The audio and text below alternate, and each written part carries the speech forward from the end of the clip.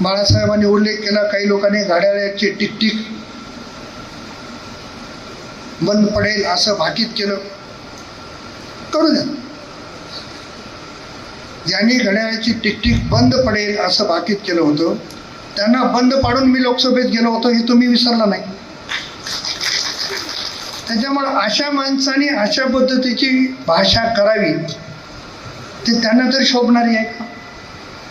दादा जाऊन नेमके 8 दिवस झाले होते. 8-10 दिवसानंतर काम पडल्याच्या नंतर दादाचे डोळे उचलायचे आणि दादाच्या जाण्याच्या नंतर भान न ठेवता अशा पद्धतीचं वक्तव्य करायचं. हे अख्ख्या कोणाला जिल्ह्यात आवडलं नाही. पण घड्याळीची टिकटिक बंद करणारा आणखी या महाराष्ट्रात पैदा झाला नाही, नांदेडमध्ये तर नाहीच नाही. त्याच्यामुळे त्यांचं स्वप्न काय आहे? अरे समय समय की बात है, तुमको भी समय देख के चलना पड़ता है.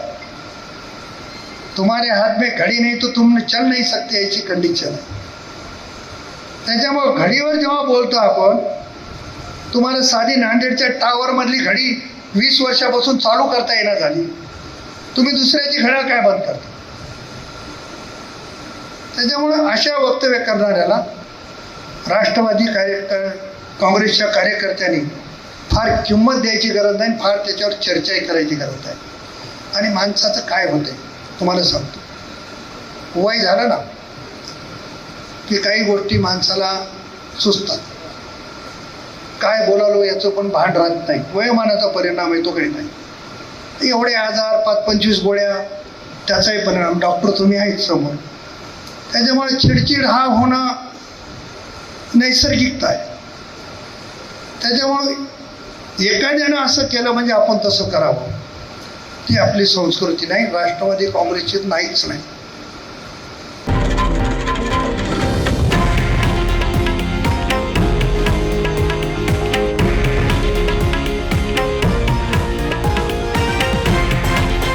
हे आहे देशातील नंबर 1 न्यूज नेटवर्क आणि आपण पाहत आहात TV9 मराठी, एकमेव.